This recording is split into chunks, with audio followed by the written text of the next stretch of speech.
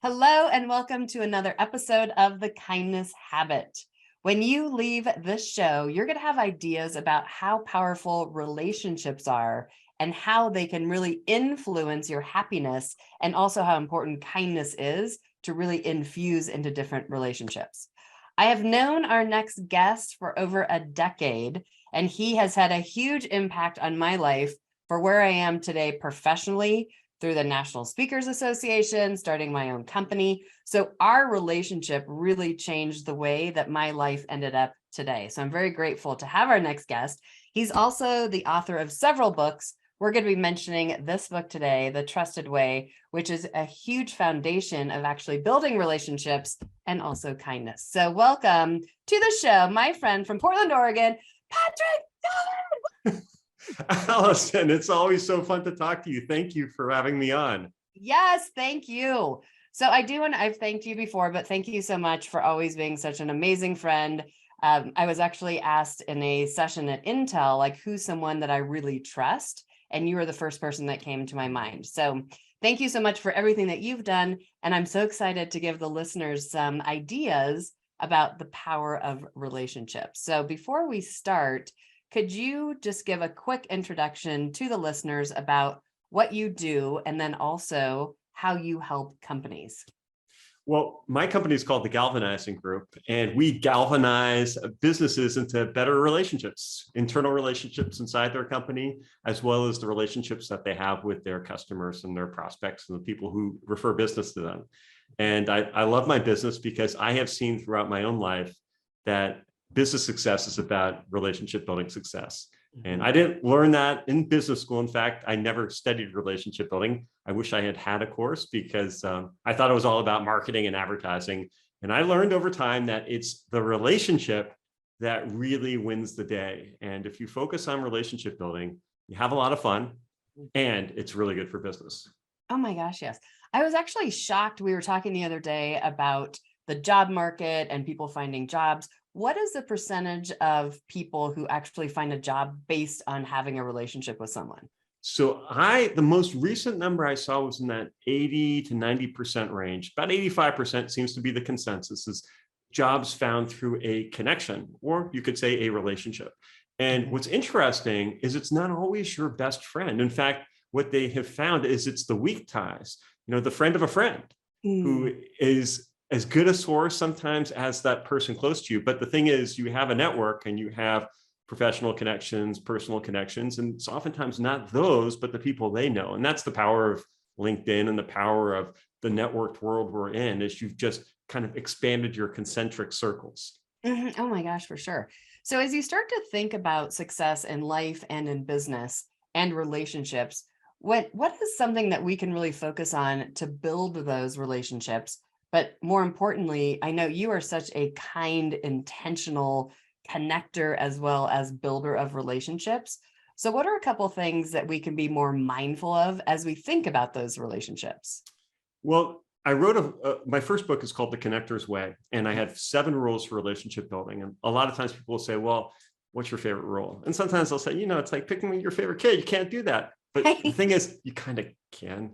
We've got one kid, so I can say that. It's easy, right? Yeah, it's easy for me. I have one favorite kid because I have one child. But in the case of 7 rules for relationship building, there's one that's in the middle of the list, rule number 4, which is serve others without consideration for how you're going to benefit. Ooh. Now, if you think about that and you think about the word kindness, I see a huge overlap there. So if you're going to be building quality relationships, don't always try to measure what you're going to get out of the relationship. In fact, don't do that. Think about how you can help others, support others, introduce people to opportunities, to individuals. And it may be with that person, it may be never with that person. But if you're out there in the world with a service mindset, a kindness mindset, things do tend to come back to you. And when you just release the expectation of every action, every act of kindness, every act of service is going to result in something, it just becomes a lot easier because you're not doing that mental calculus and you just can really be out there serving. And things do, I think good people win. They really do. You don't hear about that enough. But I think if you really are going out there and you're giving, good things are going to happen to you. Oh my gosh, yes. And you give a lot back to your community. You've been a Rotarian for how many years? 10 years. Oh my Yeah, it's gosh. been fabulous. Yeah, and Whoa. that's the ultimate service organ. 1.2 Yes, million of us around the world. And exactly. our mantra in Rotary is service above self. So it dovetails, everything kind of lines up: kindness, serve others without consideration for how you will benefit, service above self. I really think these all are words, they're talking about the same concept. Oh my gosh, yes. And I totally believe that what you put out there comes back to you, and you shouldn't do things just to get something in return. So to really help people because you want to, and it is the kind and right thing to do. Absolutely. And it's Yep. just it's a more enjoyable way to live. I mean, Gosh, yes. aside from how it will benefit you professionally, just the psychic good that it does your soul to live that way, as well as the stronger friendships that you're going to have, because that's the way you're approaching your relationships. It's just going to be a lot better. Oh, for sure. So your second book that I pointed out before is The Trusted Way. And when I read this, I loved it. And I actually printed out your 4-way test. So your 4-way test, I'm just going to read it to the listeners, is it the truth? Is it fair to all concerned? Will it build goodwill and better friendships? And will it be beneficial to all concerned? So tell us a little bit about the 4-way test and why this will help us really be more intentional about building better relationships. So the 4-way test is something that I have known about for 10 years. Mhm. It is near and dear to Rotarians worldwide. It has been around in that form that you read it since 1932.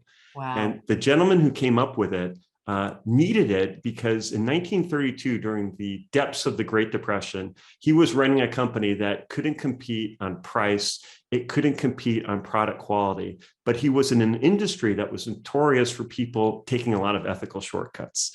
And he Mhm. said, how can I actually compete when I can't do it on common business grounds? And he said, well, what if I became the most trusted, the most ethical company in my industry? How can I do that? So he went out and he looked at all these ethical codes of conduct, couldn't find anything that resonated. And one day he's sitting in his office late at night and he's praying and he has this vision of exactly what you read.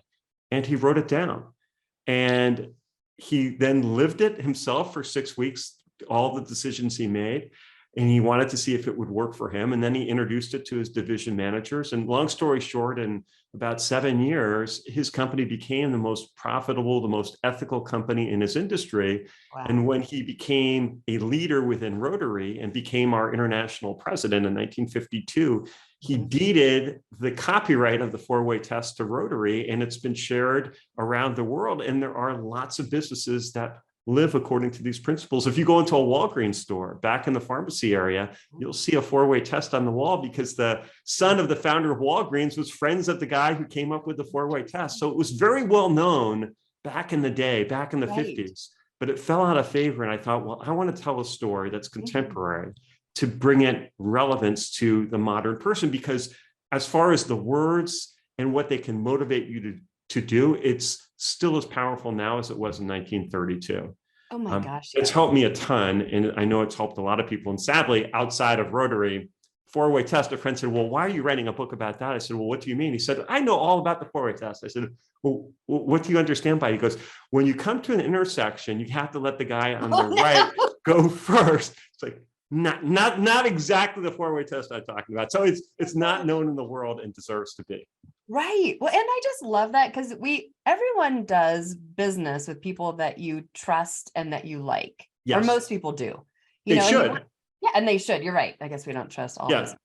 And so if you think about how can we build better relationships through trust, I watch you, and we're in a mastermind group. We've been in a mastermind group for years together. So I hear a lot of insider things that you do, but you're so intentional about reaching out to people on LinkedIn. And you are so good at celebrating people. And instead of just saying, like, great job, Allison, you'll write like a specific, like you give detail of the why, and you make people feel important and you do it sincerely.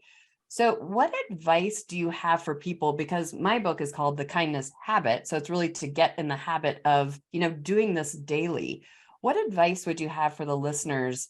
First, to remind them how important relationships are, but then you become super intentional every day about what you're doing, whether it's with your family or, professional contacts are LinkedIn, your customers. So what advice would you give?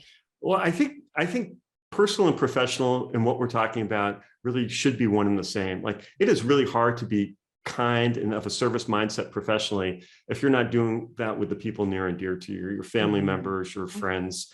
So at home, for instance, around the dinner table, we talk about what's the kind thing that you did today.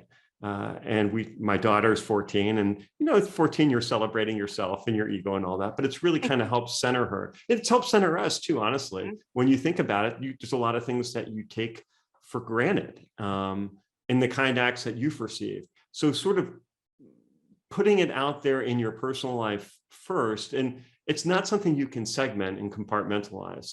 So I think the people who are really kind in business, it will carry over into their personal connections. And, I think it's a little bit of a chicken and egg. You kind of need both. It's not really a chicken and egg. You really need to kind of embody that kindness spirit and that service mindset. So it just flows. And then what I do on LinkedIn, it's an extension of what I'm doing. I work with my wife and just conversations we have. So it's not hard, because that's just kind of the way you roll. And if you try to segment it, I think it could be really hard. It's like, well, I'm going to be kind of like tough and not really kind to this person.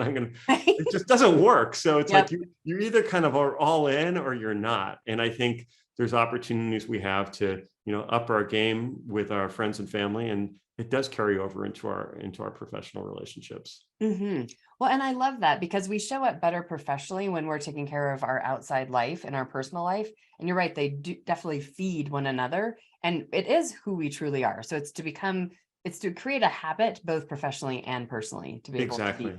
Good. Yeah, the kindness habit. I like that title. Someone should use that. Oh, there you go. Well, I wanted to read just one quote because it reminded me of you. In my book, the very last thing that I write and it's by relationship expert Matt Townsend, and he summarizes: one smile can start a friendship, one word can end a fight, one look can save a relationship, and one person can change your life. And you really are one person who really has changed my life in the direction professionally that I have gone. And so again, thank you so much for that. But I think we all need to be reminded that we are so powerful, and we forget our power. And we forget how many people are suffering right now with loneliness, suicide, depression, anxiety, everything, and especially the world's out of control. So just to focus on what can we control, and what relationships can we really give more kindness to. I love that. And what a great quote. I haven't heard that one before. Yes. Or I read it in your book, but I need to flag it, because that's a beautiful one. So to tell the listeners, in the next 30 days, we're rolling into the holidays. What advice would you give them that would really help them start to be more intentional about building better relationships? And it could be something around your book, which has some great principles and concepts about really building that foundation. So in the next 30 days, what's the challenge for our listeners? Well, I think to inspire yourself, write down people who you need to reach out to. So one of the things that we do in our coaching program is we have people set their business goals, but unlike most business plans and goal setting that people do, we have them tie them into the relationships that they have. So do they know the people who will get them to their objectives? And if not, if they do, then how are they investing in that relationship? Are they finding ways to be of service to those individuals? Are they on some sort of regular interval of communication with them?